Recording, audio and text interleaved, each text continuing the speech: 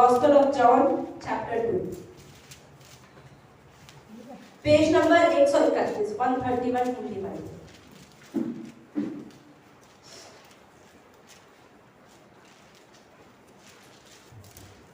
आज हम पढ़ रहे हैं गलील के काना में पहला आश्चर्य कर्म। तो आज हम पढ़ रहे हैं यीशु मसीह जो आए, उन्होंने दुनिया में आके बहुत सारे चमत्कार, चंगाई और छुटकारे करे। और बाइबल में यूहन्ना की पुस्तक ये बताती है कि यीशु मसीह ने इतने सारे चमत्कार, चिन्ह, इतने सारे छुटकारे और चंगाइयां करी हैं कि वो बाइबल में कंटेन भी नहीं कर सकती। इवन दुनिया में कोई भी किताब कंटेन नहीं कर सकती, क्योंकि इतने सारे करे हैं। अगर आप ये देखो, हमें कितने लोगों के बारे में पता, हाँ एक स्त्री ने उनके कपड़ों को छुआ, एक स्त्री चंगी हो गई। लेकिन आप ये मत बोले कि यीशु मसीह जो 3.5 साल की उनकी सेविका रही, उनकी एक मीटिंग में हजारों लोग आते थे, उनके पीछे हजारों लोग चलते थे। वो कितने शहरों के अंदर गए, कितने लोग, इसका मतलब कितने लोगों को चंगाइयां मिली होंगी जो यहाँ पर लिखी भी नहीं। कितने लोगों को मानसिक शांति मिली होगी, किसी को आत्मिक चंगाई मिली होगी, उतने लोगों ने एटलीस्ट आत्मा में वो नए हो गए। इसका मतलब आत्मिक चंगाई तो सबको मिली। चाहे यहाँ पर आत्मिक चंगाइयों के बारे में इतना नहीं है, शारीरिक चंगाइयों के बारे में है, छुटकारों के बारे में है, दुष्ट आत्मा ग्रस्त व्यक्ति जब ठीक होते हैं वो भी है, लेकिन आत्मिक चंगाइयों के बारे में इतना नहीं। लेकिन हर कोई व्यक्ति चंगा हुआ होगा, इसलिए बाइबल के अंदर जितना लिखा है उससे कहीं ज्यादा चमत्कार हुए होंगे, ये हम समझते हैं। तो आज हम पढ़ रहे हैं कि यीशु मसीह ने जब अपनी सेविका चालू करी, सबसे पहला चमत्कार उन्होंने कौन सा किया? दाखरस को, पानी को दाखरस में चेंज ये किया था, दाखरस को नहीं, उससे ये तो पहले किया था। सबसे पहले चमत्कार तो यही था, दाखरस को पानी खत्म हो गया था। तो मरियम ने बोला था पुत्र, दाखरस तो खत्म हो गई। तो मरियम को पता था वो जरूर ये जरूर काम करेगा। Question to answer is that what are coming to one? तो जैसे यीशु मसीह ने इतने सारे चमत्कार किए, तो हमें पता होना चाहिए कि उनका पहला चमत्कार काना शहर में हुआ था। काना में एक शादी थी, जैसे हम शादी पे जाते हैं खाना खाने के लिए, तो ऐसे ही काना नगर में, ऐसा बाइबल बताती है, हम पढ़ेंगे, काना नगर में एक शादी थी और वहां पर ऑलरेडी यीशु मसीह की मम्मी प्रेजेंट थी। मतलब मम्मी पहले चली गई थी, तो मम्मी पहले गई तो हो सकता है रिश्तेदारी में किसी की शादी हो। उसके बाद यीशु मसीह और उनके चेलों को भी न्योता आता है, उनको बुलाया जाता है कि यीशु मसीह अपने चेलों के साथ प्लीज आना हमारी शादी पे। और वे शादी पर जाते हैं और वहां पर जाके यीशु मसीह कुछ बड़ा काम करते हैं। बाइक किसकी है?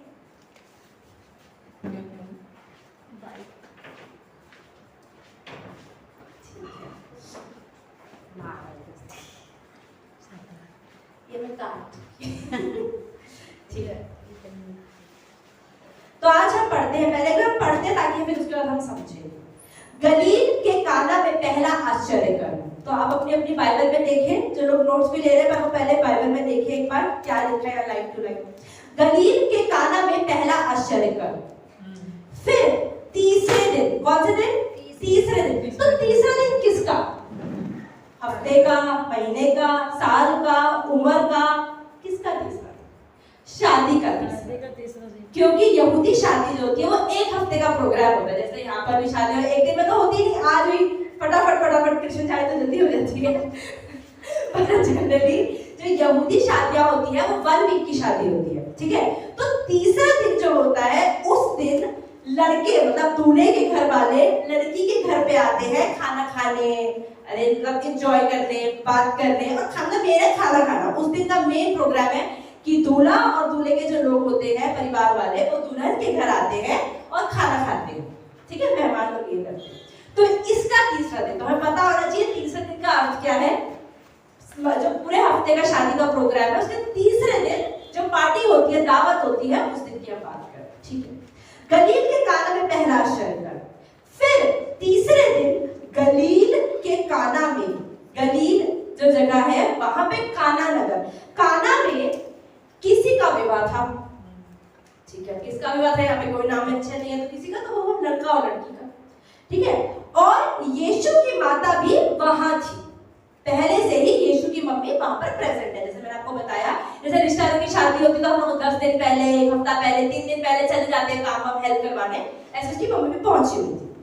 यीशु और उसके चेले भी उस विवाह में निमंत्रित थे, अब जब भी हम बाइबल पढ़ते हैं, अगर हम बाइबल को धीरे धीरे पढ़ते हैं ना, तो हम हर वर्ड हमें कुछ सिखाता है। लेकिन अब जल्दी से पढ़े।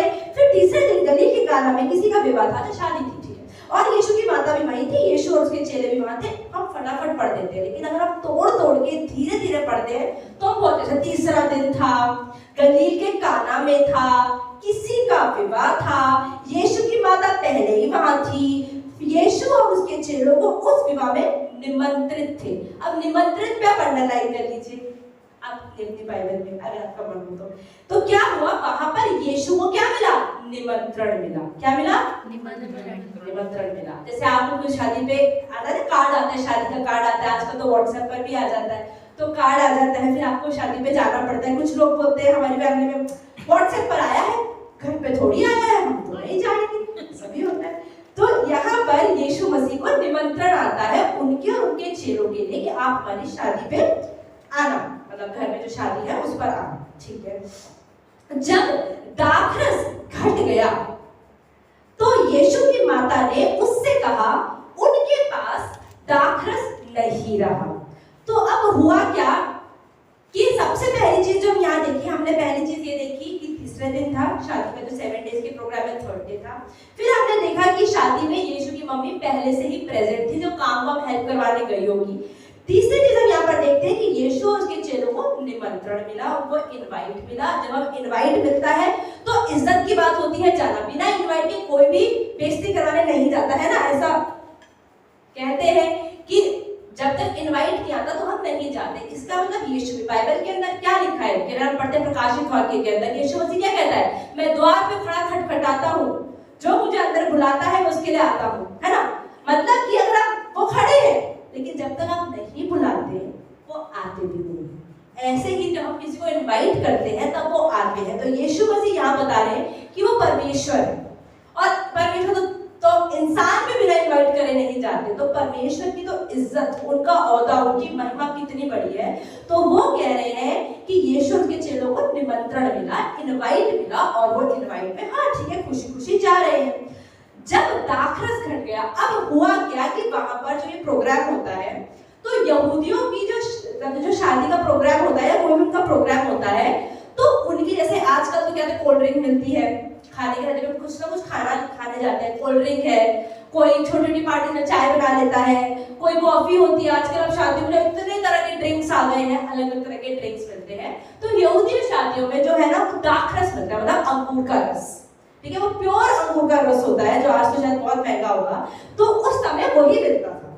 तो यहाँ लिखा जब दाखरस घट गया। अब घट क्यों गया, ये भी क्वेश्चन है, कैसे घट गया भाई। अब जैसे अगर हमारे शादी होती है तो पता है 20 लोग, अगर सपोज 20 लोग आ रहे हैं तो कहते 30 लोग के हिसाब से बनाना, एक्स्ट्रा भी कोई खा सकता है। तो हो सकता है इन लोगों ने कहीं ना कहीं कैलकुलेशन मिस्टेक करी होगी, या मेहमान बिना बताए मतलब उम्मीद से ज्यादा आ गए होंगे, या फिर जो बनाया है कहीं ना कहीं लोगों ने ज्यादा पी लिया होगा, कुछ भी रीजन हो सकता है। लेकिन यहाँ पर ये बताया गया है कि जो दाखरस, जो ड्रिंक था, जो बेवरेज थी, जो पीने की चीज थी, वो घट गई। अब वो कम पड़ गई, मतलब अब कम पड़ गई तो क्या हो सकता है, बेइज्जती हो सकती है ना, क्योंकि पीरे पीरे अब जैसे शादी होती है, दूल्हा आता है, दूल्हे के घर वाले आते हैं, तो एक तो बहुत इज्जत वाली बात होती है, सब कुछ बेस्ट प्रेजेंट। जैसे आप लोगों ने कई शादियां अटेंड करी होगी, घर में अटेंड करी होगी, जब दामाद आता है या जब घर में किसी को लड़का आता है, जीजा जी आते हैं, तो बहुत एकदम वाओ ट्रीटमेंट देना होता है ना। तो यहाँ पर हम क्या देखते हैं कि जब दूल्हा और उसके लोग आते हैं तो कोई चीज कम रह जाती है, और उस टाइम बहुत सारी तरह की ड्रिंक्स नहीं चलती थी कि कोक खत्म हो गई तो फैंटा मंगा लो, ऐसा नहीं होता था। तो दाखरस के टाइम पे दाखरस ही देना है, और दाखरस घट गया। आगे हम क्या पढ़ रहे हैं, आगे दाखरस घट गया तो यीशु की माता ने उससे कहा, उनके पास दाखरस नहीं रहा। अब यीशु की मम्मी क्योंकि उन लोगों के साथ होगी, चाचा मामी की शायद बेटी होगी, तो अरे ये तो प्रॉब्लम हो गई, ये तो घट गया।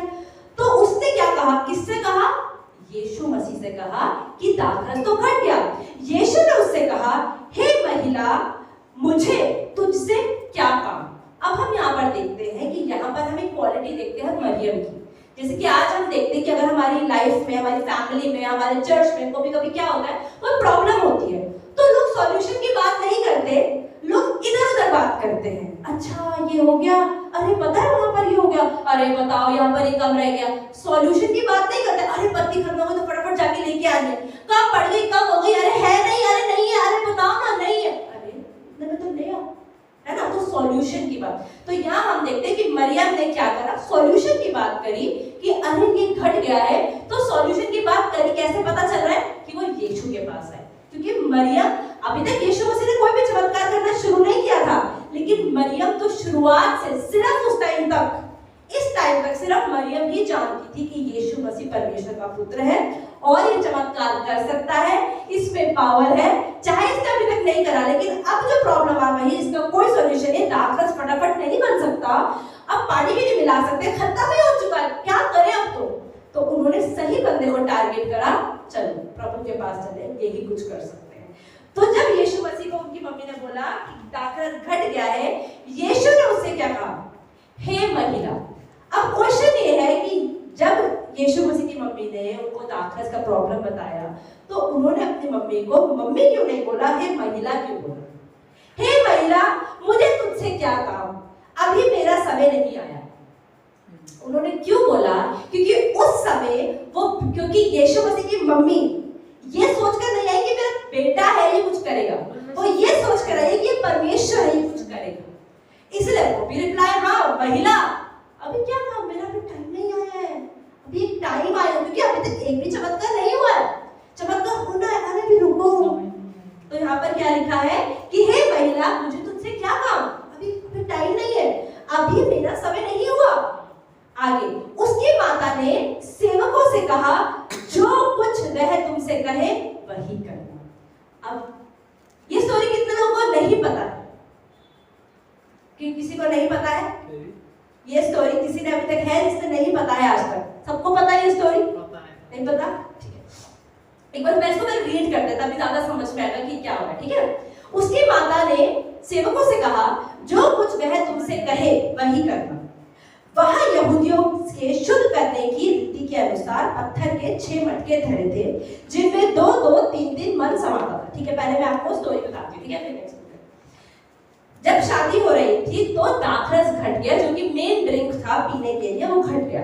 अब घटने के बाद यीशु की मम्मी, जो कि घर में एक लेडी थी, वो यीशु के पास आती है कि अरे दाखरस घट गया है, बड़ी प्रॉब्लम है, जो ऑन द स्पॉट मिनटों वाला काम नहीं है, बहुत बड़ी प्रॉब्लम है, हजारों लोग पार्टी में आए हुए हैं और खत्म हो गया है। तो यीशु मसीह बोलते हैं, हे महिला अभी मेरा समय नहीं हुआ है, अभी नहीं बना सकता। लेकिन यीशु मसीह की मम्मी को ये पता है, चाहे ये मुझे अभी आंसर तो नहीं दे रहा, जो मैंने मांगा है वो नहीं बोल रहा आंसर, क्योंकि आंसर क्या होना चाहिए, टेंशन मत लो मैं कर दूंगा, ये आंसर होना चाहिए ना, वो बोले ही नहीं, वो कह रहे अभी मेरा टाइम नहीं हुआ है। लेकिन यीशु मसीह की मम्मी को, मतलब मरियम को इतना विश्वास है, क्योंकि मरियम के बारे में जब बाइबल में पढ़ते हैं, वो एक विश्वास करने वाली लेडी थी, वो शुरुआत से विश्वास करती आ रही है आज तक। अगर यीशु मसीह 33.5 इयर्स के हैं, तो उनकी मम्मी कम से कम 40, 45, 50 ऐसी उम्र की तो होगी, अभी से कम 13 साल 12 साल का, बहुत जवानी में भी कंसीव किया होगा तो 15 साल की तो होगी, तो अगर वो 33 साल के मतलब 48 साल की तो शायद मरियम उस समय होगी। तो मरियम एक विश्वास करने वाली लेडी थी। मरियम शुरुआत से, जब हम पढ़ते हैं जिब्राइल स्वर्गदूत आता है और मरियम से कहता है कि तुझे बेटा पैदा होगा, पवित्र आत्मा तुझ पर आएगी, तो मरियम भी कहती है, वो उसकी तरह, अगर आपको याद होगा जकरिया की तरह नहीं कहती ये कैसे होगा, मतलब कि नहीं ये तो हो ही नहीं सकता, अब तो मैं कुंवारी हूँ, पहले क्या बोलते हैं, जैसे जब उसको एक्सप्लेन किया जाता है, वो लास्ट में कहती है, जैसा तुझे कहा है, मैं परमेश्वर की दासी हूँ, मुझे तेरे कहने के अनुसार ही हो, ठीक है।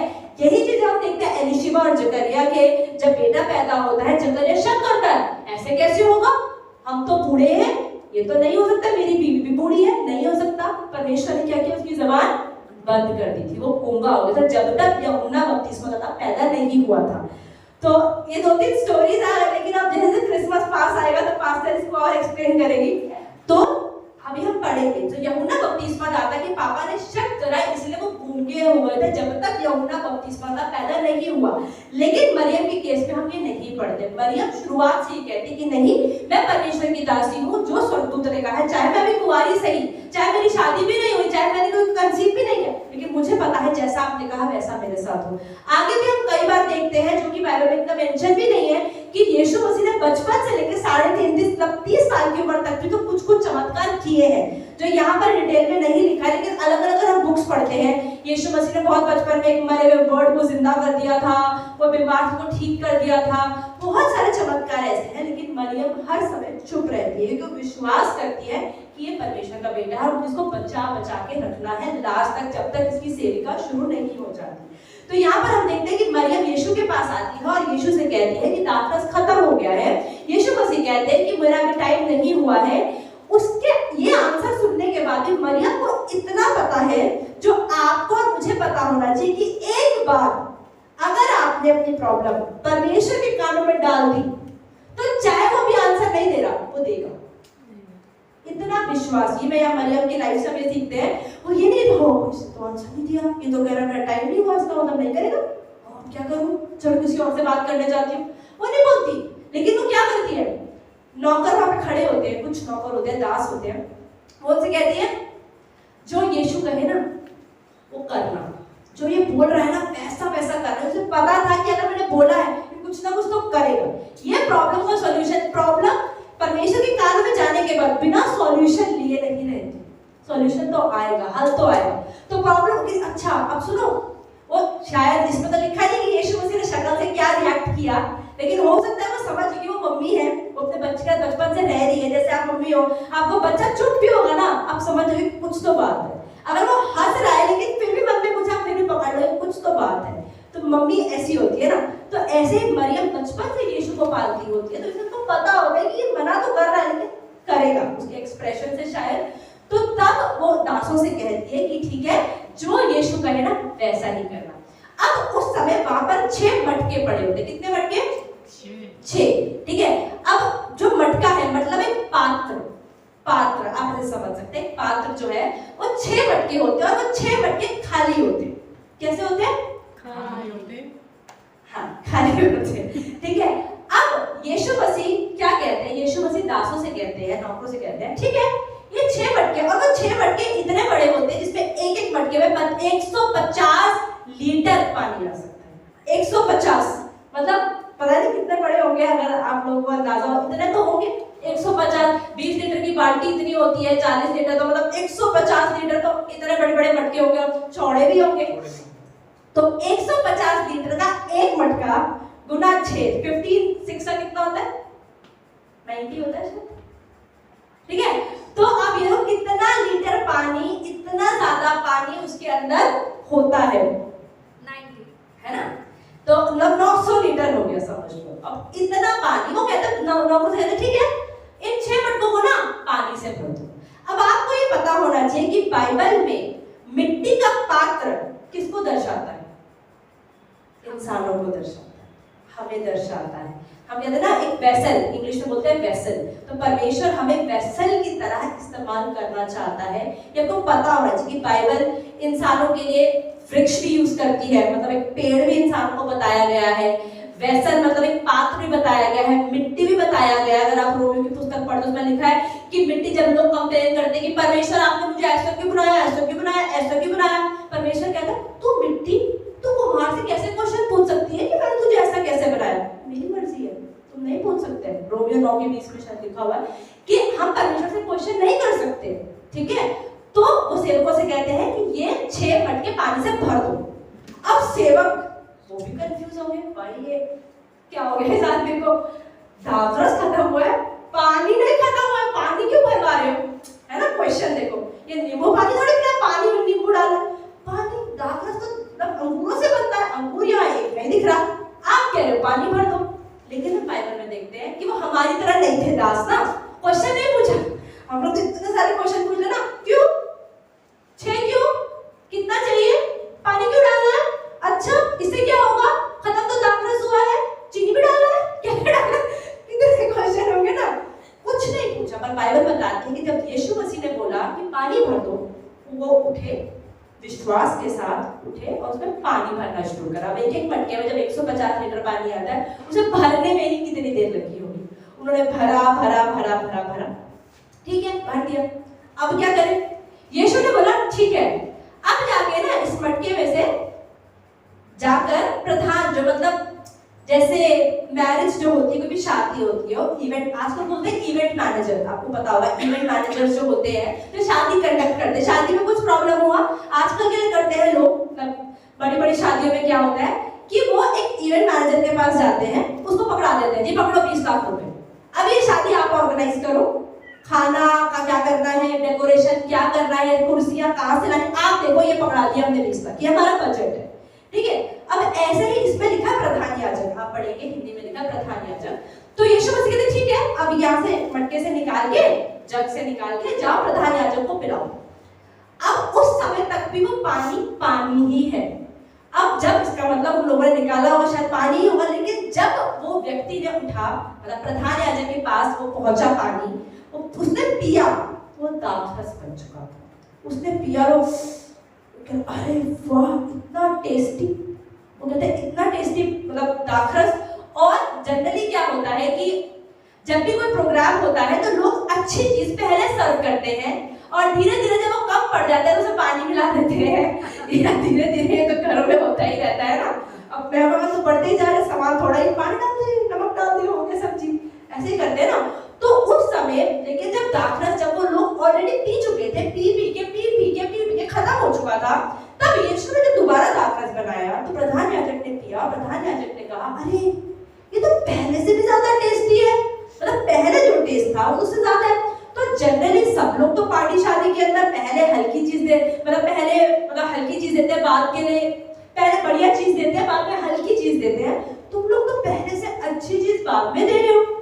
और ये चीज होते होते लास्ट में मरियम खुश होती है कि मेरे बेटे ने चमत्कार कर दिया, लेकिन उस दिन से यीशु मसीह की आइडेंटिटी, उनकी पहचान रिवील हो जाती है कि ये चमत्कार करने वाला है। उससे पहले तक नहीं था, लेकिन यहाँ से अब जो हुआ, क्योंकि ये चीज पब्लिकली अंदर तो रहेगी नहीं, इतने सारे नौकर बीच में इन्वॉल्व है, चलो मरियम तो चुप ही रह जाएगी, इतने सारे नौकर इन्वॉल्व है, बात तो बाहर फैलेगी। तो इसका मतलब उस टाइम ये चमत्कार बाहर फैल जाता है और उसके बाद से सब लोग यीशु मसीह को चमत्कार करने वाला, इसको मिरेकल वर्कर कहते हैं, चंगाई देने वाला कहते हैं। तो परमेश्वर का नाम, यीशु मसीह का नाम वो बन जाता है। आप इसको एक बार पढ़ते हैं और फिर हम इसको और समझते हैं, ठीक है। हम स्टार्टिंग से पढ़ते हैं, दूसरा अध्याय स्टार्टिंग से पहले वचन से पढ़ रहे हैं। गलील के काना में पहला आश्चर्य करना। फिर तीसरे दिन गलील के काना में किसी का विवाह था और यीशु की माता भी वहां थी। यीशु और उसके चेले भी उस विवाह में निमंत्रित थे। जब दाखरस घट गया तो यीशु की माता ने उससे कहा, उनके पास दाखरस नहीं रहा। यीशु ने उससे कहा, हे महिला, मुझे तुझसे क्या काम, अभी मेरा समय नहीं आया। उसकी माता ने सेवकों से कहा, जो कुछ वह तुमसे कहे वही करना। वहां यहूदियों के शुद्ध करने की रीति के अनुसार पत्थर के 6 मटके धरे थे, जिनमें 2-2, 3-3 मन समाता है। मन मतलब एक यूनिट होती है, इतना मन पानी समाता था। यीशु ने उनसे कहा, मटकों में पानी भर दो। उन्होंने उन्हें मुंह भर दिया, मतलब ऊपर तक पूरा भर दिया। तब उसने उनसे कहा, अब निकाल कर भोज के प्रधान के पास ले जाओ, जो इवेंट मैनेजर है ना, मेन बंदा, उसी के पास ले जाओ। और वे ले गए। अब तो कुछ नहीं हुआ है, तो पानी ही है इसका मतलब। जब भोज के प्रधान ने वह पानी चखा, क्या चखा? पानी चखा, है ना, पानी चखा, जो दाखरस बन गया था और नहीं जानता था कि वह कहां से आया है, परंतु जिन सेवकों ने पानी निकाला था वे जानते थे कि अरे ये तो पानी दे रहे हैं, हम, डर तो लग रहा होगा। तो भोज के प्रधान ने दूल्हे को बुलाकर उससे कहा, हर एक मनुष्य पहले अच्छा दाखरस देता है, फिर जब लोग पी कर छक जाते हैं तब मध्यम देता है, परंतु तूने अच्छा दाखरस अब तक रखा छोड़ा है। यीशु ने गलील के काना में अपना यह पहला चिन्ह, पहला अंडरलाइन कर लो, पहला चिन्ह दिखाकर अपनी महिमा प्रकट करी। परमेश्वर ने अपनी महिमा प्रकट की और उसके चेलों ने उस पर विश्वास किया। इसके बाद वह और उसकी माता, उसके भाई, उसके चेले कफरनहूम को गए और वहां कुछ दिन रहे। आमीन। तो यहाँ क्या देखा कि जब चेलों ने क्या देखा, यीशु मसीह का चमत्कार देखा, तो क्या हुआ? यहाँ पे क्या लिखा है, इतना सुंदर वर्ष 11, यीशु ने, वर्ष 11, यीशु ने गलील के काना में अपना यह पहला चिन्ह दिखाकर अपनी महिमा प्रकट की और उसके चेलों ने उस पर विश्वास किया।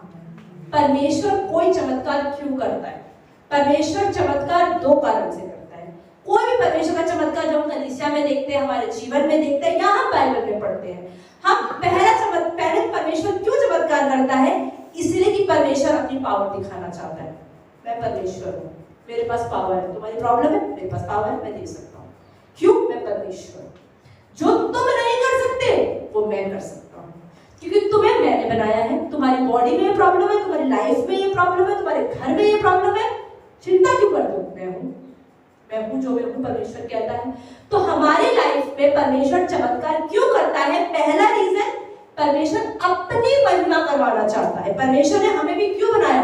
अपनी महिमा के लिए। लेकिन अगर हम परमेश्वर के अनुसार जीवन जीते हैं तो परमेश्वर की महिमा होती है। अगर हम परमेश्वर के अनुसार जीवन नहीं जीते हैं तो परमेश्वर की ही बेइज्जती भी होती है, दुख भी होता है। अगर आपका बच्चा आपके अनुसार चलता है, आपको खुशी होती है, अरे मेरा बेटा है, 90% नंबर लाया, ये मेरा बेटा है, देखो कितना अच्छा रहता है, देखो ये मेरा बेटा है, अरे देखो इसकी नौकरी लगी।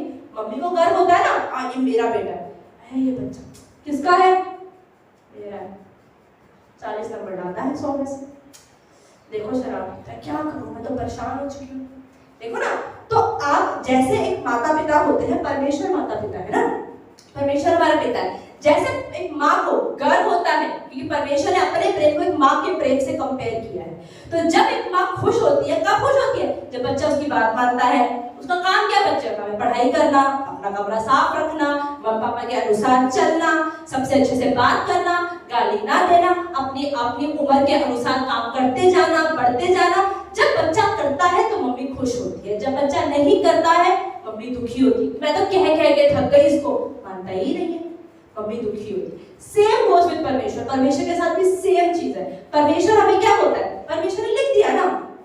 और कई लोग बाइबल नहीं पढ़ सकते, पर परमेश्वर का आत्मा बात करता है ना। हर टाइम तो हम बाइबल नहीं पढ़ सकते, या कई लोगों को नहीं पढ़ना आ रहा, तो क्या करें? आपको ये सपोज करो ये मेरा नहीं है, उठा लो। किसको क्या पता?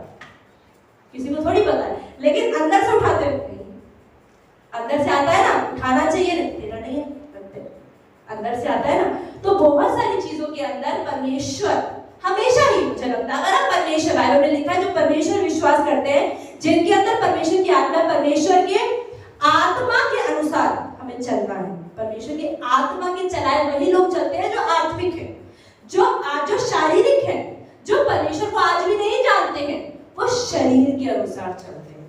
आत्मा के अनुसार आत्मिक लोग चलते हैं, शरीर के अनुसार शारीरिक लोग चलते हैं। अगर आप परमेश्वर में विश्वास करते हैं, परमेश्वर के अनुसार चलेंगे और परमेश्वर की आत्मा आपको लीड करेगी ना। अगुवाई करना, अगुवाई का मतलब क्या? कई बार हम अगुवाई इतना मोटा शब्द बोलते थे, अगुवाई का मतलब नहीं पता। जैसे मैं तो धीरे धीरे हिंदी, प्रॉपर हिंदी सीख रही हूँ। तो अगुवाई क्या होती है? अगुवाई मतलब सामने वाला चल रहा है, आपको उसे फॉलो करना है, उसे बोलते हैं अगुवाई। हिंदी में बोलते हैं, इंग्लिश में बोलते हैं लीडर। लीडिंग करो, ये बंदा मुझे लीड कर रहा है। तो ऐसे जैसे कलीसिया में होता है, पढ़ते हैं मूसा ने इतने सारे लाखों इजराइलियों को लीड किया, मतलब अगुवाई करी। तो हम ये कहते हैं कि परमेश्वर, अब मूसा तो नहीं रहा, चला गया था, उसको जाना था। तो अब हमारे साथ कौन है? पवित्र आत्मा, जो हमें लीड करता है। तो परमेश्वर की लीडिंग के अनुसार, तो मैंने कहा पहली चीज, परमेश्वर चमत्कार क्यों करता है? अपनी महिमा दिखाने के लिए कि मैं ज्यादा पावरफुल हूँ, मैं सारी शक्ति है मेरे पास, जो तुम नहीं कर सकते वो सब मैं कर सकता हूँ, और तुम मेरे द्वारा भी कर सकते हो, लेकिन मुझ में विश्वास करने का। दूसरी चीज, परमेश्वर मिरेकल या चमत्कार क्यों करता है? हमारा ही विश्वास बढ़ाने के लिए।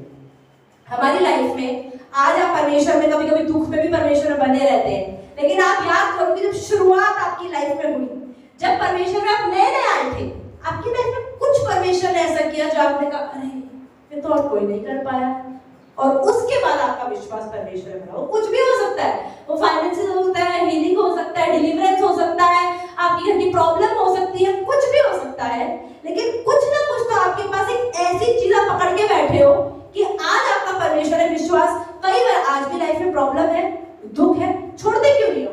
क्योंकि वो पहले की चीज पकड़ी हुई है। अभी तक वो किया था जो कोई नहीं कर पाया, अब भी वही करेगा, नहीं भी करेगा तो भी नहीं छोड़ूंगी, तब से बचाया ना।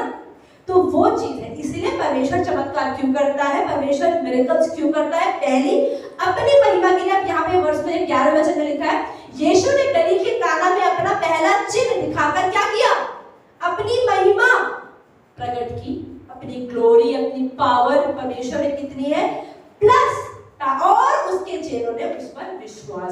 हम जितने भी बाइबल के अंदर देखते हैं लोगों के बारे में, आप शिमोन पतरस के बारे में देखते हैं, क्या हुआ? चमत्कार देखा उसने। जब हमें मछलियां नहीं थी, यीशु ने बोला जाल को फेंको, मछली निकलेगी। पतरस ने बोला पूरी रात तो मेहनत करके गया हूं, कुछ नहीं निकला, अब कहां से निकलेगा? यीशु मसीह ने बोला नहीं, अब इसको दाहिनी ओर फेंको। और उसने डाला, हैरान रह गया, उसने सिर्फ डाला, डाल के क्या सोच रहा है, निकलेगा तो है। अगर आप देखो बहुत सुंदर सुंदर मूवीज बनी हुई है, उसमें देखो कोई हैरान हो, उसकी बोट नीचे जा रही है, अरे जाओ वो पकड़ो। वो बाइबल में लिखा हुआ यहुन्ना को बुलाता है, यहाँ पर लिखा हुआ यहुन्ना और याकूब दो भाई होते हैं, तो वो बुलाते हैं, अरे जल्दी आओ, हमसे जाल नहीं संभाला जा रहा, सामान की सारी मछलियां हो गई, अंदर जा रहे, बोट भी डूबने पर है, मदद करो चिल्लाते हैं। वो लोग आते हैं, तो इसका और बाइबल में लिखा, आई थिंक यहुन्ना में लिखा है 159 फिशेस निकली थी उसके अंदर, तो पहला उन्होंने कैच किया था। तो क्या हुआ? चमत्कार देखा। उसके बाद से शिमोन जब से बोला मैं पापी हूं, परमेश्वर ने मेरे पीछे हो गया। तो हर किसी की लाइफ के अंदर परमेश्वर ने क्या किया है? चमत्कार किया है। अगर आप जितने भी चेले देखते हैं, मत्ती के बारे में देख लो, पौलुस के बारे में देख लो, पौलुस को तो परमेश्वर खुद दिखाई देते हैं। कितने हमारी भी लाइफ में कहीं ना कहीं क्या है? चमत्कार हुआ परमेश्वर ने जो किया। ऐसे ही हम यहाँ पर क्या देखा, हमने कोई मुश्किल घड़ी में जब हम परमेश्वर को पुकारते, भजन संहिता 120 के 1 में लिखा हुआ है, भजन संहिता 120 के 1 में, कि मैंने अपने दुख के समय परमेश्वर को पुकारा और उसने मेरी सुन ली। तो हम कई बार, परमेश्वर बाइबल में भी लिखा है कि अगर जब खुश होते हो तो परमेश्वर की स्तुति करो, लेकिन जब दुखी होते हो तो प्रार्थना करो। ये नए नियम में लिखा है। तो हमें परमेश्वर क्या चाहता है कि हम प्रार्थना करें। तो इसलिए भजन संहिता 120 के क्या लिखा है कि जब मेरा दुख का समय था, जब मेरी प्रॉब्लम का टाइम था, मैंने क्या किया? मैंने परमेश्वर को प्रार्थना करी, पुकारा और परमेश्वर ने मुझे उत्तर दिया। अब दूसरी चीज हम यहाँ देखते हैं कि हम जैसे बात की कि यीशु मसीह को हमें क्या करना है? अपने जीवन में न्योता देना है। न्योता देने का, हाँ ठीक है, हमने बपतिस्मा ले लिया, हम परमेश्वर में आ गए, लेकिन अब भी कई चीजों में परमेश्वर हमारी लाइफ में आज भी नहीं है। जैसे कि हाँ, हम चर्च में परमेश्वर है, लेकिन चर्च के बाहर हमारे जॉब में हो सकता है कि आज हम चर्च में ईमानदार है, अपने घर में ईमानदार है, लेकिन हम शायद अपनी नौकरियों में ईमानदार नहीं है, हम अपने बिजनेस में ईमानदार नहीं है, चोरी कर करके झूठ बोल के बिजनेस बढ़ाते हैं। जैसे एक बार सतीश भाई ने बोला था कि पास्टर जी मैंने पंखे का बिजनेस बंद करके मोटर इसलिए चालू कर लिया, पंखे में झूठ बहुत बोलना पड़ता है। तो कई सारे बिजनेस हमारे ऐसे होते हैं कि जिसमें झूठ बोलना पड़ता है, तो वो चीजें परमेश्वर ने अपने बच्चों ने नहीं रखी है। तो इसीलिए अब क्या हुआ? वो परमेश्वर की आत्मा ने बोला, एक बार तो बोल दिया, दूसरी बार तो बोल दिया, तीसरी बार नहीं, गलत है। तो अब उन्होंने क्या किया? जब आत्मा ने आपको लीड किया, अब आपका काम है डिसीजन लेना। अब डिसीजन आपको लेना है, क्या आप उसे कंटिन्यू करते रहोगे या आप उसको रोक दोगे। अब यहाँ पर हम क्या देखते हैं कि जब यीशु मसीह ने प्रॉब्लम को देखा और यीशु मसीह ने मतलब सेवकों से, नौकरों से क्या बोला कि इस पानी को भर दो। पानी भरना, जब सिर्फ वो पानी है, उनके मन में कितने क्वेश्चन आए होंगे, फिर भी उन्होंने पानी को भरा। क्यों? इसलिए परमेश्वर यहाँ पर क्या चेक रहा है? परमेश्वर, अब देखो चमत्कार के लिए क्या चीजें जरूरी है। अभी मैंने आपको बताया चमत्कार क्यों होता है। क्यों होता है? महिमा प्रकट करने के लिए। एक तो परमेश्वर अपनी महिमा प्रकट करता है और परमेश्वर अपनी ग्लोरी, परमेश्वर to give glory to himself, that is why God do miracle. Second reason, विश्वास बढ़ाने के लिए। किसका? हमारा। हाँ, टू इंक्रीज आवर फेथ, अपने लोगों का, अपने बच्चों का। परमेश्वर को पता है कि ये चीज ऐसी इसकी लाइफ में प्रॉब्लम है, जैसा ये प्रभु में आया था वैसा ही रहेगा, तो प्रभु में आएगा ही नहीं, कुछ ना कुछ तो इसकी लाइफ में मुझे करना पड़ेगा। और इसमें कुछ गलत नहीं है, ये नहीं अरे चमत्कार कर दिया, चमत्कार के पीछे मत भागो, नहीं। परमेश्वर ने चमत्कार हमारे लिए रखे, क्योंकि परमेश्वर को पता है जब हम चमत्कार देखते हैं तो हमारा विश्वास ग्रो करता है। अब हम बात कर रहे हैं चमत्कार होने के लिए क्या जरूरी है? ओबीडियंस। हाँ, दोनों रीजन आ गए हैं। पहला रीजन है विश्वास और दूसरा है ओबीडियंस। पहली चीज है फेथ, दूसरी चीज है ओबीडियंस। पहली चीज है विश्वास, दूसरी चीज है बात मानना। सबसे पहले जैसे हम देखते हैं नौकरों ने जो 6 मटके जिन लोगों ने भरे, उन्होंने देखा तो पानी, पता है खत्म तो दाखरस हुआ है, बोल रहा है पानी भरना है, क्वेश्चन कितने आए होंगे, फिर भी उन्होंने बोला, मतलब बोला ही नहीं, बाइबल में लिखा उन्होंने बोला ही नहीं। यीशु ने बोला पानी भरो, उठे होंगे पानी भर दिया। अब देखो पानी पड़ा है, ठीक है, मटके में पानी ही दिख रहा है। यीशु ने बोला जाओ प्रधान याजक को पिला दो। कितना डर लग रहा होगा जो पिलाने गया होगा, भाई थप्पड़ी मार देगा ये तो सामने वाला, क्या देने लगा था क्या पानी, है ना, कुछ भी हो सकता है। लेकिन उन व्यक्तियों ने क्या किया? विश्वास किया। अगर यीशु ने ने कहा है, और यीशु की मम्मी ने बोला जैसा वो कहे वो कर देना। पहले हम माता का विश्वास देखते हैं, फिर हम उन दासों का विश्वास भी देखते हैं। चाहे हमें नहीं पता कि वो कितना उनका विश्वास था, लेकिन विश्वास मरियम का था, और मरियम ने जब दासों को बोला तो दासों ने क्या किया? बात माना, ओबीडियंस करी। ओबीडियंस का मतलब क्या होता है? कभी कभी आपको चीजें समझ में आती है, कभी कभी नहीं आती। ऐसा नहीं कि सामने दिख रहा है परमेश्वर कह रहे हैं करो, कभी कभी विश्वास नहीं होता है, लेकिन आपको विश्वास करके वो चीज कर देनी है और वो चीज हो जाएगी। तो दो चीज क्या है? विश्वास और ओबीडियंस, मतलब बात मानने से वो चीजें हमारी लाइफ में होती है। अब एक वचन है बहुत सुंदर जो मेरी लाइफ में प्रभु ने मुझसे कई बार इस बारे में बात करी, रोमियो 10:11। यहाँ पे लिखा है anyone who trust in him will never be disgraced. मतलब कि जो भी प्रभु में विश्वास करता है वो कभी शर्मिंदा नहीं होता। तो परमेश्वर भी, मतलब मुझे लगता है बहुत सुंदर चीज है जो हम सबको अपनी पूरी लाइफ से बेइज्जती करना हो इसका ही डर रहता है। कहीं भी जा रहे मेरे पैर अच्छा लगना चाहिए, आज मेरे बाल ऐसे अच्छा लगना चाहिए, अरे दूसरों के सामने बेइज्जती नहीं होनी चाहिए, आज मैं यहाँ जा रही बेइज्जती नहीं होनी चाहिए, मैंने खाना बनाया सबको पसंद आना चाहिए, मैं सफाई कर रही हूँ कभी ना रह जाए, बेइज्जती नहीं होनी चाहिए। हमारा कंसर्न हमेशा माइंड में क्या है ना कि लोग हमारे बारे में क्या सोचते हैं। तो यहाँ परमेश्वर कह रहे हैं कि मैं तो तुम्हारे बारे में अच्छा ही सोचता हूँ, लेकिन परमेश्वर कहते हैं क्योंकि जो हमारे मन की चिंताएं हैं, परमेश्वर हमारी हर एक चिंता जानता है और प्रभु को पता है कि हम प्रभु में कितने स्ट्रांग हो, कितने स्पिरिचुअल हो जाए, पर हमारे मन में ये भी है कि लोगों की नजर में भी हम अच्छे होने चाहिए। और ये गलत भी नहीं है क्योंकि परमेश्वर ने हमें बनाया और हमें परमेश्वर ने, हम परमेश्वर की बाइबल में लिखा हम राजदूत है, हम एम्बेसडर है। तो एम्बेसडर मतलब क्या? जो उनका झंडा लेके घूम रहे हैं, अरे हम क्रिश्चियन हो, हम क्रिश्चियन है। अरे भाई क्रिश्चियन हो तो क्रिश्चियन जैसे काम तो करो। तो अगर हम गलत काम करते तो उनका नाम खराब होता है, अच्छा करते तो उनका नाम अच्छा होता है। इसलिए हमारी सोसाइटी में भी इमेज मैटर करती है। ये नहीं फर्क पड़ता है लोग मेरे बारे में कुछ भी बोले मैं तो आदमी हूँ, ऐसे नहीं, हमारी सोसाइटी की इमेज मैटर करती है। लेकिन परमेश्वर ये कहता है कि जब तुम मुझ में विश्वास करोगे तो मैं कभी शर्मिंदा नहीं होने दूंगा। हो सकता है प्रॉब्लम हो, लेकिन प्रॉब्लम है सॉल्यूशन भी आ जाएगा। लोगों के साथ बोलते हैं नाम धराई, हिंदी में प्रॉपर वर्ड है नाम धराई। परमेश्वर कहता है तुम्हारी कभी नाम धराई तुम्हारे दुश्मनों के सामने, तुम्हारे लोगों के सामने, तुम्हारे रिश्तेदारों के सामने, तुम्हारी कलीसिया के सामने कभी भी नहीं होने दूंगा। तो बातें ना करें, ठीक है? तो इसलिए जब भी हम परमेश्वर के पास आते हैं तो क्या होता है? परमेश्वर हमारी नाम धराई, हमारी शर्म को, हमारी डिसरिस्पेक्ट से परमेश्वर हमें बचा देता है। और अच्छा, अब हम यहाँ पर क्या देखते हैं? एक सुंदर जो इसमें एक अंडरस्टैंडिंग है, जो एक डीप बाइबल स्टडी के हिसाब से समझ लीजिए कि जब वो जार, जैसे मैं आपको शुरुआत में कहा था कि जो जार है, जो मिट्टी है, वो इंसानों को दर्शाती है। अगर आप देखते हैं बाइबल में जब हम पढ़ते हैं उत्पत्ति में परमेश्वर ने 6 दिन में दुनिया बनाई, 7वें दिन रेस्ट किया, 6ठे दिन प्रभु ने बनाया क्या? इंसान बनाया। तो अगर हम देखते हैं बाइबल में 6 नंबर जो है, 6 नंबर जो है वो इंसानों का नंबर है, मनुष्य का नंबर है। तो इसलिए हम यहाँ पे, और मटके कितने थे? 6। तो आप ये समझ सकते हैं कि वो मटके इंसानों को दर्शा रहे हैं। अब वो जो मटके हैं, वो मटके कैसे थे? क्या वो पहले ही भरे हुए थे या कैसे थे वो मटके? वो मटके पहले खाली थे। मतलब कि परमेश्वर आपके अंदर कुछ भरे, पहले खाली हो जाओ। परमेश्वर के सामने आपको क्या होना है? खाली होना है। खाली किससे होना है? हम रोज अपनी लाइफ में पढ़ रहे हैं बुराइयों से, दुनिया की चीजें, उन सब। तो हम जैसे परमेश्वर में जब तक नहीं आते हैं तब तक हमारे माइंड में दुनिया भरी होती है।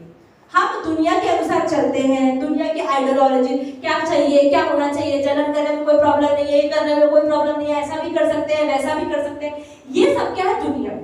दुनिया की चीजें। बाइबल के अंदर लिखा, अगर आप पढ़ते हैं पवित्र आत्मा के फल, लेकिन ये भी लिखे शरीर के फल भी लिखे। तो अगर हम शरीर के फलों से भरे हैं, जैसे बाइबल में आप पढ़ते हैं गलातियों 5 में लिखा हुआ है कि हम घृणा करते हैं, जलन करते हैं, गुस्सा करते हैं, व्यभिचार करते हैं, लीला घृणाएं करते हैं, ये सब चीजें क्या है? इनसे भरे रहते हैं। लेकिन बाइबल में क्या लिखा है कि रोमियो 12:2, रोमन्स 12 चैप्टर 12 वर्स 2 में लिखा है बी रिन्यूड। परमेश्वर चाहता है कि हमारा माइंड रिन्यू, वहां पे लिखा हुआ है। हम एक बार खोलते हैं रोमियो 12।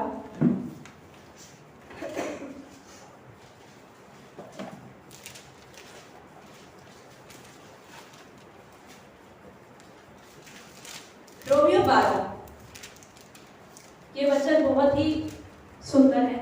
जैसे बहुत सारे वचन सुंदर है, ये भी एक सुंदर वचन यहाँ पर लिखा है रोमियो 12 पेज नंबर 221, पेज नंबर 221, रोमन्स 12 वर्स 1 and 2 एक और 2। इसीलिए हे भाइयों, मैं तुमसे परमेश्वर की दया स्मरण दिलाकर विनती करता हूं कि अपने शरीरों को जीवित और पवित्र और परमेश्वर को भावता हुआ बलिदान करके चढ़ाओ। परमेश्वर हमारे से बलिदान चाहता है। अब हम सोचते हैं पैसों का बलिदान चाहता है, प्रॉपर्टी का बलिदान चाहता है, अब अपनी जान ही दे दो, मेरी जान का बलिदान चाहते हो? क्या चाहता है? परमेश्वर चाहता है कि इस शरीर को मारो मत, जिंदा बलिदान दे दो, मार के बलिदान मत दो। अरे मैं तो यीशु से प्रेम करती हूँ, मैं तो ना चर्च में आके अपना मर्डर ही कर दूंगी, पंखे पर अटक जाऊंगी, ये वाले में ना प्रभु के सामने बलिदान दिया है, मेरा सबसे बड़ा बलिदान है जो आज तक किसी ने नहीं दिया। प्रभु कहते मरा हुआ बलिदान मत चढ़ा, मरा हुआ तो कोई भी दे सकता है। परमेश्वर कहते हैं जीवित रह के दिखाना। ऐसे कई बार लोग कहते हैं कि पहाड़ों पे चले जाओ, और पहाड़ों पे जाके लोग संन्यास ले लेते हैं। अरे घर में रह के संन्यास लेके दिखाओ। पहाड़ों पे तो इजी है ना मम्मी है, ना पापा है, ना बीवी है, ना बच्चे है, फीस भर दो, पैसा दे दो, सफाई कर दो, टी-शर्ट कहाँ है, शर्ट कहाँ है, कुछ है ही नहीं, तो टेंशन ही नहीं है। अकेले अकेले घूमना है, कपड़े भी नहीं पहनते कई लोग, तो कोई टेंशन ही नहीं है। खाना वाना कहीं से प्रोवाइड होता है, मांग के खा लेते हो कि पेड़ से तोड़ के खा, तो इजी है। इसलिए संन्यास लेना इजी है, जो दुनिया का संन्यास है। प्रभु कहता है कि जिंदा रहते हुए, घर में रहते हुए संन्यास लेके दिखाओ। मतलब कि दुनिया की रिस्पॉन्सिबिलिटी तो है, ये नहीं घर वालों को छोड़ दो, बच्चों को छोड़ दो, बीवी बच्चों को छोड़ दो, माँ बाबा को छोड़ दो, नहीं, उनके साथ रहकर अब बलिदान दे के दिखाओ। अब जब वो चिल्ला रहे चुप रह के दिखाओ, जब वो उल्टा बोल रहे हैं उनकी मदद करके दिखाओ, वो तुम्हारे सामने गिलास फोड़ दे, दोबारा गिलास में पानी भर के दे के दिखाओ। ये परमेश्वर चाहता है। बलिदान किसका है? हमारे शरीर, मतलब हमारे पास प्राणों का, मतलब हमारी इच्छाओं का, हमारी मैं का, जो हमारे अंदर मैं होती है ना, उसका प्रभु बलिदान चाहते हैं। किसका बलिदान चाहते हैं? मैं। तो ये हमें सीखना चाहिए कि परमेश्वर किसका बलिदान चाहते हैं? प्रभु मैं का चाहते हैं। मतलब ये चीज मैंने अपनी लाइफ में देखी कि परमेश्वर हमें धीरे धीरे हमारे अंदर क्या करते हैं, हमें दीन चाहते हैं। परमेश्वर हमसे सिर्फ ये चाहता है कि प्रभु हमें चाहते हैं कि हम हम्बल बने। हम्बल मतलब दीन बने। हम्बल बनने का मतलब, दीन बनने का मतलब क्या है? जब सामने कोई आपके हो और फिर भी आपके अंदर मैं ना हो, आप अपनी ना चलाओ, आप नम्र रहो, दीन रहो, वही प्रभु हमसे चाहते हैं। तो हम यहाँ पर क्या पढ़ रहे हैं कि प्रभु हमसे जीवित बलिदान चाहते हैं। इसलिए कभी भी ये ना सोचे कि प्रभु के लिए हम मर के दिखाएंगे। अरे प्रभु के लिए जी के दिखा दो, मर के तो छोड़ दो, जी के दिखाओ। कई लोग कहते हैं ना प्रभु के लिए मर के दिखाएंगे। अरे मैं भी कहती थी मरेगा तो कैसे दिखाएंगे। तो पर मरना तो है, चलो वो तो अच्छी बात है, अगर हम किसी वैसे नहीं मरे प्रभु के लिए मरे, ठीक है, लेकिन जी के दिखाओ। प्रभु हमसे ये नहीं चाहते कि हम मर जाए, प्रभु चाहते हैं कि हम जी लें। और क्योंकि हम जब जिएंगे नहीं, पौलुस भी कहता है ना कि मैंने तो मरना भला है, प्रभु के पास चला जाऊंगा, बढ़िया है, टेंशन खत्म, पता ही चल गया उद्धार तो हो ही चुका है, सैल्वेशन तो मिल ही चुका है, मरूंगा तो हेवन जाऊंगा, कंफर्म था उसको। तो उसके बाद भी वो क्या कह रहा था, लेकिन फिर भी भला ये है कि मैं जीवित रहूं, क्योंकि मेरे जीवित रहने से तुम्हारा फायदा होगा। तो इसलिए परमेश्वर में ज्योति बोला है। अब ज्योति वो नहीं जो बुझ गई। अब जिस बल्ब के अंदर लाइट ना जले वो तो कूड़े में ही जाएगा ना, उसे घर में कौन रखेगा? प्रभु कहते हैं चलो, रोशन भी करो और जलते भी रहो, और जब जलोगे तब लोग कहेंगे अरे मैं तो ग्लास फोड़ा, इसने फिर ऊपर रख दिया। तो धीरे धीरे परमेश्वर का काम होना शुरू होगा। तो यहाँ हम देख रहे हैं, इसलिए परमेश्वर कह रहा है मुझे जीवित बलिदान चाहिए। और कैसा बलिदान चाहिए? पवित्र, जो कि बहुत मुश्किल है। जितना हम परमेश्वर में पढ़ते हैं ना, उतना ही हमें पता चलता है कि हम गंदे हैं, और उतना ही हमें पता चलता है कि पवित्रता की जरूरत है, और उतना ही हम पवित्र होने की कोशिश करते हैं। तो यहाँ पर ये लिखा है कि परमेश्वर अपने हमारे शरीरों को क्या चाहते हैं? जीवित चाहते हैं। पहली चीज, प्लीज मरो मत। परमेश्वर कह रहे हैं जीवित और पवित्र, अपने को क्लीन। प्रभु को गंदी चीजें नहीं पसंद, प्रभु को साफ चीजें पसंद है। और परमेश्वर को भावता हुआ बलिदान, जो प्रभु कहे देख के अरे वाह, अब इस बार कवर खराब है, अच्छा नहीं है, लेकिन सबसे अच्छा कवर ये वाला मेरे को दे दो, ये तो बहुत बढ़िया अच्छी चीज ना। ऐसे ही परमेश्वर, जब देखते हैं दानियल की पुस्तक में, जब दानियल उपवास करता है और परमेश्वर कहता है कि क्योंकि Daniel you have left the desirable things of this world, now you have become desirable in my eyes. क्योंकि तूने दुनिया की पसंदीदा चीजें मेरे लिए छोड़ दी, अब तू मेरी नजर में पसंदीदा हो गया है। ये परमेश्वर का वचन है। तो मतलब मैं उस वचन से अभी अभी सीख रही हूँ कि परमेश्वर प्रेम तो सबसे करते हैं, पर परमेश्वर कहते हैं पसंदीदा तो कोई कोई है। मतलब ये नहीं पार्शियलिटी, लेकिन जैसे हमारे बच्चे होते हैं और हमारी कोई मानता है कोई नहीं मानता है, जो मानता है उसको और देने का मन भी करता है। अरे मार्केट गई उसके लिए चॉकलेट खरीद लेती हूँ, लेकिन नहीं मानता तो है नहीं, क्या देना इसको चॉकलेट, नहीं देने का मन करता। तो परमेश्वर को भी आप जितना उसका आज्ञा पालन करोगे और परमेश्वर के लिए आपका जितना बलिदान का लेवल बढ़ेगा ना, उतना परमेश्वर आपको पसंद करे। अब वो बलिदान मतलब प्रभु ये नहीं कह रहा अपनी प्रॉपर्टी मुझे दे दो, आपको वो प्रभु जो बोले, लेकिन प्रभु आपकी कमियों को दिखाएगा, प्रभु को साफ करेगा, गंदगी को निकालेगा। और गंदगी हम छोड़ना नहीं चाहते हम अपने अंदर से ना, तो प्रभु कहते गंदगी निकालोगे तो मेरी नजर पसंदीदा हो जाओगे। आगे लिखा है यही तुम्हारी आत्मिक सेवा है। प्रभु यही चाहता है, बस और कुछ नहीं चाहता। इस संसार के सदृश ना बनो। ये मतलब आपको अगर हो सकता है, मुझे भी, मैंने पहले याद किया था, मुझे याद अच्छे से नहीं, रोमियो 12 का 1 और 2 वचन हमें याद करना चाहिए। ये बहुत इंपॉर्टेंट वचन है कि प्रभु मुझसे चाहते क्या है। कई लोग पूछते प्रभु चाहते हैं, प्रभु ये चाहते हैं कि अपने आप को जीवित, पवित्र और मुझे भावता हुआ बलिदान करके चढ़ा दे, बस प्रभु इतना ही चाहते हैं। अब यहाँ पर लिखा है वचन 2, इस संसार के सदृश ना बनो। अब मैं पवित्र कैसे होंगी, मैं बलिदान कैसे चढ़ाऊंगी, यहाँ प्रश्न है। प्रभु मैं पसंद कैसे आऊंगी? प्रभु कहते दुनिया को छोड़ दे, दुनिया के अकॉर्डिंग मत चल। दुनिया वाले आजकल फैशन है, ट्रेंड है, प्रभु कहते हैं छोड़ दे। यहाँ पर क्या लिखा है? इस दुनिया के अनुसार मत बनो, इस संसार के सदृश ना बनो, मतलब सिमिलर मत बनो, परंतु तुम्हारे मन के नए हो जाने से तुम्हारा चाल चलन भी बदलता जाए। ये बहुत सुंदर वचन है। मतलब अगर इसमें बात करें ना तो हम 2 घंटे तो सिर्फ इसी वचन पे बात कर सकते हैं कि यहाँ लिखा है, परमेश्वर कह रहा है कि इस दुनिया के अकॉर्डिंग मत बनो, पर तुम्हारे मन के नए हो जाने से। जब आप परमेश्वर में नए हो जाते हो, जब आप परमेश्वर में नए हो जाते हो, तो परमेश्वर ये कहता है कि तुम्हारा चाल चलन भी बदलना चाहिए। तो आपका चाल चलन भी बदलना चाहिए कि अगर कोई व्यक्ति का मन बदल गया है, कोई बच्चा पहले नहीं पढ़ता था, अब वो कहता नहीं मम्मा आपसे मैं पढ़ूंगा, तो दिखना चाहिए ना, अगले दिन को कॉपी उठाना चाहिए। नहीं उठा रहा इसका मतलब उसका मन ही नहीं बदला है। मन बदल जाएगा ना, अपने आप मन करेगा नोटबुक उठाने का। तो ऐसे परमेश्वर कह रहा है कि तुम्हारे मन के बदल जाने से तुम्हारा चाल चलन बदलना चाहिए। अगर आप परमेश्वर में आए हैं तो परमेश्वर में आने के बाद आपकी हैबिट्स, आपके व्यवहार, आपका चरित्र, बात करने का तरीका, कपड़े पहनने का तरीका, लोगों के कैसे आप बात करते हैं, हर चीज बदलती जाती है। ये जो लोग परमेश्वर में चलते हैं, आप उनकी लाइफ में नोटिस कर सकते हैं, उनका धीरे धीरे ना चेंज आता है, उनकी लाइफ में कहीं ना कहीं ना चेंज आता है। तो यहाँ पे लिखा हुआ चाल चलन बदलता जाए, जिससे तुम परमेश्वर की भली भांति सिद्ध इच्छा अनुभव से मालूम करते जाओ। तो यहाँ पे लिखा है मन के नए हो जाने से। इंग्लिश में लिखा है जब तुम्हारा माइंड रिन्यू हो जाता है, तुम्हारा मन बदल जाता है। तो हम देखते हैं यीशु मसीह ने उन 6 मटकों को भरवाया वो पानी से, तो उन लोगों ने क्या किया? विश्वास किया, और जो यीशु मसीह ने कहा उस बात को क्या किया?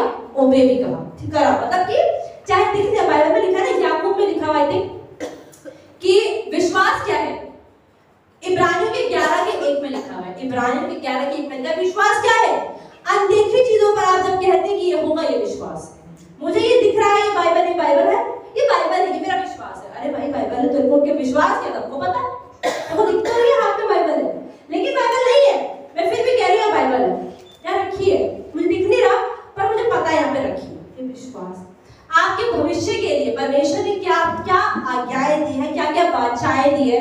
यिर्मयाह 29:11 प्रभु कहता है, जब मेरी लाइफ में कुछ भी होता है, प्रभु यिर्मयाह 29:11 में आपने कहा है, यिर्मयाह 29:11 कि आपने मेरे जीवन में अच्छा ही रखा है, तो अच्छा ही होगा, तो ये खराब तो नहीं होगा, क्योंकि मुझे विश्वास है। अभी चाहे खराब भी हो, मुझे पता है धीरे धीरे धीरे प्रभु आप मुझे स्ट्रॉन्ग कर रहे हो, इसलिए प्रॉब्लम है, धीरे धीरे धीरे अच्छाई को उत्पन्न करेगी। रोमियो 8:28 में लिखा हुआ है कि जो लोग जो परमेश्वर से प्रेम करते हैं उनके लिए हर एक चीज भलाई को ही उत्पन्न होती है। तो अगर आप परमेश्वर विश्वास करते हैं और आप परमेश्वर से प्रेम करते हैं, जैसे पास्टर ने पिछले संडे को जो प्रीचिंग किया, परमेश्वर ने लव के बारे में बात किया कि लव गॉड के बारे में बात की, तो जिससे आप प्रेम करते हैं उसके लिए तो अच्छा ही चाहते हैं ना, तो परमेश्वर हमसे प्रेम करता है। लेकिन अगर आप परमेश्वर से प्रेम करते हैं तो वो आपकी लाइफ में गलत नहीं करेगा। परमेश्वर धोखा देने वाला परमेश्वर नहीं है, परमेश्वर वो है जो बिल्कुल धोखा नहीं देता और आपकी इज्जत करता है और आपको शर्मिंदा भी नहीं होने देता।